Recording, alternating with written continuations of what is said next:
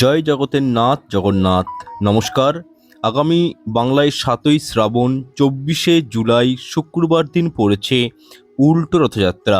তো এই উল্টো রথের দিন এমন ২০টি সংকেত রয়েছে, যে সংকেতগুলো পেলে আপনি বুঝবেন আপনি খুবই ভাগ্যবান। তাই আজকের প্রোগ্রামটি কেউ মিস আউট করবেন না, প্রত্যেকেই দেখুন। আমি যে সংকেতগুলো আপনাদেরকে বলবো, এই সংকেতগুলো পেলে কাউকে কিন্তু শেয়ার করবেন না, কাউকে বলবেন না, নতুবা সংকেতের শুভ ফল নষ্ট হয়ে যাবে। দেখুন, আমি প্রত্যেকটা সংকেত বলার আগে আপনাদের কাছে অনুরোধ করব, প্রোগ্রামটি ভালো লাগলে লাইক কমেন্ট শেয়ার করতে ভুলবেন না। চ্যানেলটি অবশ্যই সাবস্ক্রাইব করে রাখবেন এবং যতটা পারবেন ভিডিওটি আত্মীয় পরিজনদের সঙ্গে শেয়ার করবেন। আচ্ছা, এরপর আমি সংকেতগুলো সম্পর্কে আসছি, মন দিয়ে শুনুন। নাম্বার ১, দেখুন, রথযাত্রার ঠিক ৮ দিন পরেই কিন্তু উল্টো রথ পালিত হয়। তো এই রথযাত্রার দিন থেকে শুরু করে উল্টো রথের দিন পর্যন্ত বা উল্টো রথের দিনও যদি আপনি সংকেতগুলো পেয়ে থাকেন, তার মানে বুঝবেন আগামী দিনে আপনারা প্রচুর অপরচুনিটি, অর্থ ইনকাম করতে চলেছেন। জীবনের নতুন নতুন অপরচুনিটি আপনাদের আসতে চলেছে এবং আপনারা খুব ভাগ্যবান, প্রভুর কৃপাধন্য মানুষ আপনারা, যাদের মন অত্যন্ত সচ্ছল হয়, যারা অত্যন্ত আধ্যাত্মিক স্তরের সঙ্গে যুক্ত রয়েছেন, যাদের হৃদয়ে লক্ষ্মীনারায়ণ অলওয়েজ বিরাজ করেন, যারা নিজের দায়িত্বের প্রতি, কর্তব্যের প্রতি অলওয়েজ বহাল থাকেন, তারাই কিন্তু এই সংকেতগুলো পায়। বিশেষ করে যাদের মন খুব সহজ হয়, সরল হয় এবং সৎ হয়, তারাই কিন্তু এই সংকেতগুলো ভগবান তাদেরকে দিয়ে থাকেন। তাহলে হচ্ছে ১ নাম্বার সংকেতটা কি? দেখুন, এই রথযাত্রা পালিত হলো ১৬ই জুলাই বৃহস্পতিবার, আর ইংরাজি ২৪শে জুলাই শুক্রবার হচ্ছে উল্টো রথ। তাই এই একটা টাইম পিরিয়ডের মধ্যে আপনারা যদি দেখেন যে আপনাদের গৃহচত্বরে প্রচুর পরিমাণে পিঁপড়ে বৃদ্ধি পেয়েছে, কালো পিঁপড়ে হোক বা লাল পিঁপড়ে, কালো পিঁপড়ে হলে সবথেকে ভালো হয়। এর অর্থ হলো আপনার সংসারে অর্থ আসবে, আপনার জীবন ধনধান্যে পরিপূর্ণ থাকবে এবং প্রভু নারায়ণের কৃপাদৃষ্টি আপনি পেয়েছেন। তাই যদি এই সময় যদি পিঁপড়ে ঘরে বৃদ্ধি পায়, কাউকে বলবেন না এবং তাদেরকে ঝাড়ু দিয়ে বাইরে বার করবেন না। এবং এই রথের দিন থেকে উল্টো রথ পর্যন্ত যারা পিঁপড়েদেরকে খাওয়ায়, আটার গুলি তৈরি করবেন, তার মধ্যে চিনি মিশাবেন এবং সেটি পিঁপড়েদেরকে খাওয়াবেন। এর ফলে কি হয়? ধার দেনা ঋণ থেকে মুক্তি পাওয়া যায়। দেখুন, শনি গ্রহ বা শনিদেব প্রভু নারায়ণকে অত্যন্ত মানেন। তো সুতরাং শাস্ত্রমতে বলা হয়, রথের দিন থেকে উল্টো রথ পর্যন্ত যারা নিয়মিত মাছ এবং পিঁপড়েদেরকে খাবার খাওয়ায় নিজে হাতে, তাদের জীবন থেকে যাবতীয় আর্থিক সমস্যা দূরীভূত হয়, ধার দেনা ঋণ থেকে তারা মুক্তি পেয়ে যায়। আচ্ছা, এরপর দ্বিতীয় নাম্বার সংকেতটি হলো, এই পিরিয়ড কালে হচ্ছে রথ থেকে উল্টো রথের দিন পর্যন্ত আপনি যদি কখনো অনুভব করেন যে ১ দিন বা ২ দিন যে আপনি হঠাৎ করে আপনার ঘুম ভেঙে যাচ্ছে ভোর ৩টে থেকে ৫টার মধ্যে, এটাও কিন্তু একটা অলৌকিক সংকেত, দিব্য সংকেত। দেখুন, ব্রহ্ম মুহূর্তে কসমিক এনার্জির বৃষ্টি হয় আমাদের এই পৃথিবীতে। বিভিন্ন দেবদেবীরা নিজেদের সর্বোচ্চ শক্তিতে তারা কিন্তু বিদ্যমান থাকে। তাই এরকম সংকেত পেলে কাউকে বলবেন না, এটি কিন্তু ধনবান যোগ তৈরি হচ্ছে আপনার জীবনে। তাই এরকম সংকেত কিন্তু ইউনিভার্স আপনাকে দিচ্ছে। আচ্ছা, ৩ নাম্বার সংকেত হচ্ছে, দেখুন, উল্টো রথের দিন যদি আপনার বাড়িতে কোনো বৈষ্ণব দল, বৈষ্ণবী, সন্ন্যাসী, মহারাজ বা কোনো গরিব ব্যক্তিও যদি চলে আসে, খালি হাতে ঘুরিয়ে দেবেন না। অতিথি কিন্তু নারায়ণের সঙ্গে তুলনা করা হয়, অতিথি দেব ভব বলা হয় আমাদের শাস্ত্র মতে। তো সেক্ষেত্রে ভগবানের আশীর্বাদ রূপে আপনার গৃহে যদি কোনো ব্যক্তি চলে আসে, তাকে অবশ্যই কিছু খাওয়াবেন নিজের সামর্থ্য মতো বা অর্থ দিয়ে সাহায্য করবেন। এতে জীবনে অত্যাধিক পুণ্য লাভ হয়।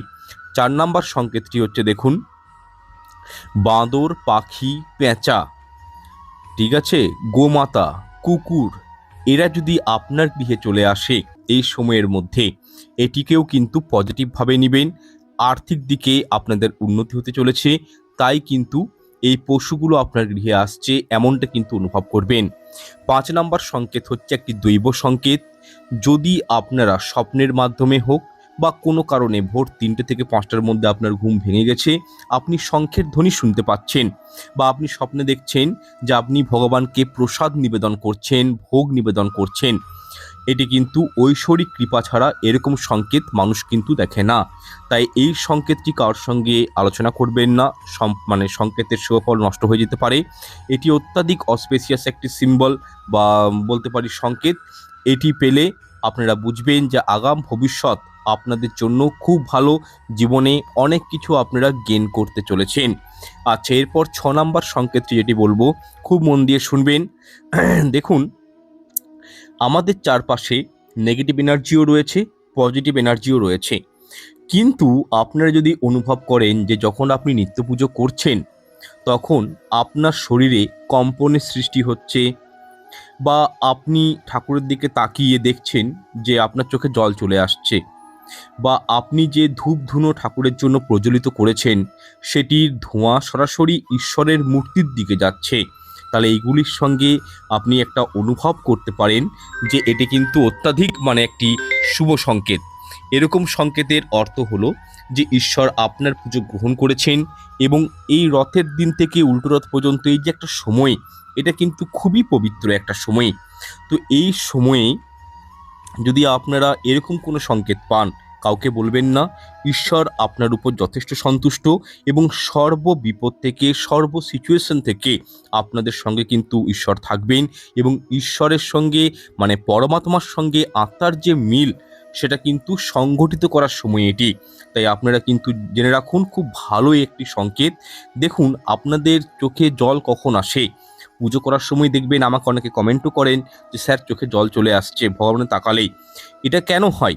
এটার পিছনে কারণ হচ্ছে, আমাদের মন যখন অত্যন্ত শান্ত থাকে তখনই কিন্তু আত্মার সঙ্গে পরমাত্মার মিল হয়, এবং সেই মিলনের সন্ধিক্ষণে আমাদের শরীরের ইন্দ্রিয় অত্যন্ত সেন্সিটিভ হয়ে ওঠে, এবং যার ফলে ভাবুকতার কারণে, আবেগের কারণে বলতে পারি, অনেক সময় আপনাদের চোখে জল চলে আসে। তাই এটিও কিন্তু অত্যাধিক শুভ সংকেত। 7 নাম্বার সংকেতটি হচ্ছে, দেখুন আপনি পুজো করতে বসেছেন, এই সময়ে যদি কালো পিঁপড়ে বা টিকটিকি আপনার গৃহে প্রচণ্ড পরিমাণে হয়েছে এবং প্রসাদে এসে মুখ দিচ্ছে, এটিকেও কিন্তু খুবই শুভ সংকেত হিসাবেই মনে করা হয়। বা আপনি সন্ধ্যার সময় তুলসী গাছে যখন জল সন্ধ্যা আরতি করতে যাচ্ছেন, তখন দেখলেন হয়তো অনেকগুলো পিঁপড়ে তুলসী গাছের তলায় রয়েছে, বা টিকটিকি তুলসী গাছের মঞ্চের উপর রয়েছে, এটিও কিন্তু অস্পেসিয়াস একটি সংকেত। এই সম্পর্কেও কাউকে কিন্তু বলবেন না। আচ্ছা, 8 নাম্বার সংকেতটি হচ্ছে, আপনি যদি এই রথের দিন থেকে শুরু করে উল্টো রথ পর্যন্ত এই কয়েকটা দিনের মধ্যে যদি দেখতে পান যে আপনি স্বপ্নে ঝাড়ু দিচ্ছেন, বা আপনি ঝাড়ু কিনে বাড়িতে নিয়ে এসছেন, এটিকেও কিন্তু খুব ভালো সংকেত বলা হয়। অর্থকষ্ট বিপদাপদ থেকে মুক্তি পাওয়ার সংকেত বলা হয়। ঝাড়ু কিন্তু শুধু যে নোংরা আবর্জনা পরিষ্কার করে তা কিন্তু নয়, এটি মা লক্ষ্মীর স্বরূপ একটি। তাই ঝাড়ুকে যত্রতত্র ফেলে রাখতে নেই, ঝাড়ুকে দাঁড় করিয়ে রাখতে নেই, ঝাড়ু দিয়ে এঁটোকাটা পরিষ্কার করতে নেই, ঝাড়ু দিয়ে কোনো পশুকে আঘাত করতে নেই। ঝাড়ু হচ্ছে মা লক্ষ্মীর স্বরূপা। তো সুতরাং ঝাড়ুকে সম্মান করবেন, এবং এরকম কোনো স্বপ্ন দেখলে বা সংকেত পেলে বুঝবেন যে আপনাদের জীবন থেকে অর্থকষ্ট বিপদাপদ কিন্তু খুব শীঘ্রই দূরীভূত হতে চলেছে। আচ্ছা, এরপর 9 নাম্বার সংকেতটি বলছি, খুব মন দিয়ে শুনবেন। দেখুন, উল্টো রথের দিন বা তার আগেও যদি লক্ষ্মী প্যাঁচা, সাদা প্যাঁচা আপনার গৃহে আসে, বুঝবেন আপনাদের জীবনে অর্থের সমাগম ঘটতে চলেছে। টাকা পয়সার সমস্যা চিরতরে বিদায় নিতে চলেছে আপনার জীবন থেকে। আপনার জীবনে মা লক্ষ্মীর কৃপা দৃষ্টি রয়েছে, কারণ সাদা প্যাঁচা হলো মা লক্ষ্মীর বাহন। আচ্ছা, 10 নাম্বার সংকেতটি হচ্ছে, দেখুন স্বপ্নতে যদি আপনি দেখেন এই সময়টার মধ্যে, অর্থাৎ রথের দিন থেকে উল্টো রথ পর্যন্ত এই সময়ের মধ্যে যদি স্বপ্নতে আপনি দেখেন যে আপনি নিজের মাতা পিতাকে নিজে হাতে জল খাওয়াচ্ছেন, এর অর্থ হচ্ছে আপনি অগ্রগতি করতে চলেছেন আগামী দিনে। আপনার উপর দৈবিক কৃপাদৃষ্টি রয়েছে, দেবদেবীর আশীর্বাদ রয়েছে। বা আপনি স্বপ্নে যদি নিজের মাতা পিতাকে দর্শন করেন কোনো কারণে, বা কোনো ধার্মিক স্থল দর্শন করছেন, তার বুঝবেন ফিনান্সিয়াল দিক থেকে একটা ফ্রিডম কিন্তু আপনারা খুব শীঘ্রই পেতে চলেছেন। আচ্ছা, এরপর 11 নাম্বার সংকেতটি হচ্ছে, আপনারা যদি এই সময়কালীন, অর্থাৎ রথের দিন থেকে শুরু করে উল্টো রথের দিন পর্যন্ত একবারও যদি স্বপ্নে দেখেন যে মৃত্যু সম্পর্কিত স্বপ্ন, অনেকেই ভয় পায়, চিৎকার করে উঠে, ভয় পাওয়ার কিছু নেই। এরকম সংকেত যদি এই সময় পেয়ে যান, তার মানে বুঝবেন 100% আপনার আয়ু বৃদ্ধি হতে চলেছে, ভয় পাওয়ার কিছু নেই।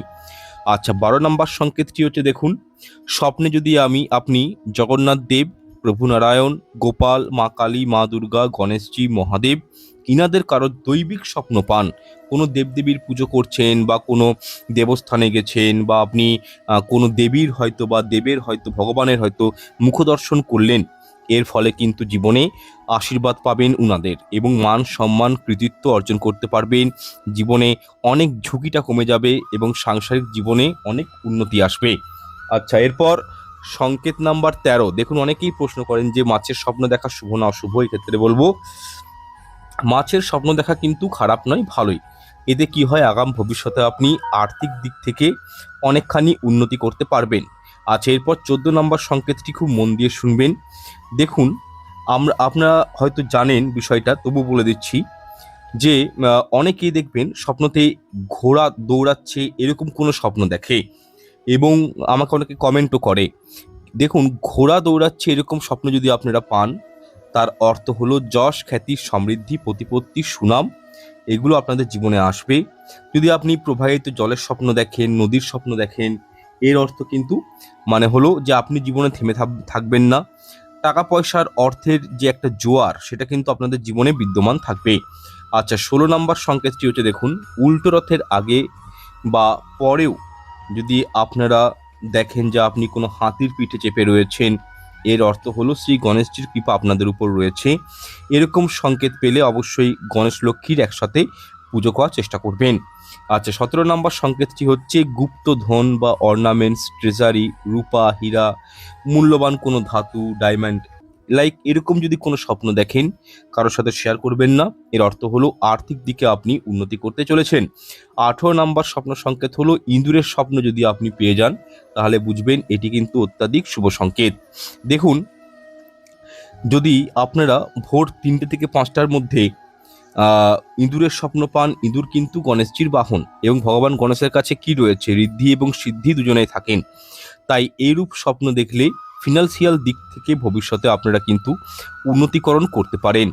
19 নম্বর সংকেতটি হচ্ছে, যদি কখনো উল্টো রথের আগে বা পরেও ফলবর্তী গাছ দেখতে পান, ঠিক আছে, পেয়ারা গাছ হোক, আম, কাঁঠাল, যেটাই দেখুন না কেন, এর অর্থ হলো যে আপনার পেন্ডিং কাজ, আটকে থাকা কাজগুলো খুব ইজিলি সম্পন্ন হবে এবং আপনারা জীবনে আপনার যে চাহিদা রয়েছে, যে ডিজায়ারগুলো রয়েছে, সেগুলো খুব শীঘ্রই আপনি কিন্তু দৈবিক কৃপায় মানে চাহিদাগুলো পূরণ করতে পারেন।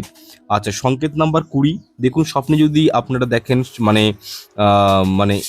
যদি স্বপ্ন দেখেন যে আপনি সাপের স্বপ্ন দেখছেন, সাপ আপনাকে হয়তো কামড় দিচ্ছে বা সাপের মাঝখানে আপনারা বন্দি রয়েছেন, ঠিক আছে, এর অর্থ হলো মানে ভয় পাওয়ার কিছু নেই, টেনশন নেবেন না।